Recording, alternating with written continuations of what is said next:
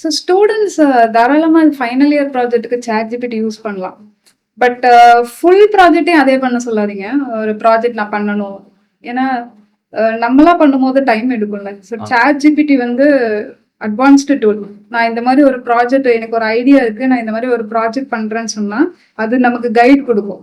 Install பண்ணணுமா? பண்ணிட்டேன். அப்புறம் ஃபைல் கிரியேட் பண்ணுமா? பண்ணிட்டேன். இதுக்கு இந்த நேம் கொடுங்க. ஓகே. கோடிங் இது எழுதுங்க அப்படின்னு சொன்னா ஒவ்வொரு ஸ்டெப் பை ஸ்டெப்பா அது வந்து உங்களுக்கு ஃபைனல் இயர் ப்ராஜெக்ட்டுக்கு ஹெல்ப் பண்ணும். எப்படி இப்போ கூகுள் மேப்ல பாத்தீங்கன்னா அது வழி சொல்றோம், நம்ம அதுக்கு தகுந்த மாதிரி டிரைவ் பண்ணிட்டு போறோம்ல, அதே மாதிரி அது கைடு கொடுக்கும். அதை வச்சு நம்ம வந்து அந்த ப்ராஜெக்டை இம்ப்ளிமெண்ட் பண்ணணும். So don't depend too much. So அதையே வந்து ஹோலா பண்ணி கொடுக்கும். பட் அப்படி பண்ணாதீங்கன்னு சொல்றேன்.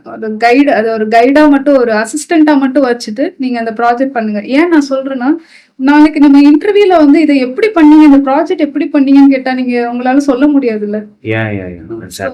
அது செல்ஃப் திங்கிங் குறைஞ்சிடும். ஸோ டைம் நல்லா சேவ் ஆகும். நீங்க சீக்கிரமா அந்த ப்ராஜெக்ட் முடியும் போது நம்மள அப்ரிஷியேட்டும் பண்ணுவாங்க டீச்சர்ஸ் எல்லாம்.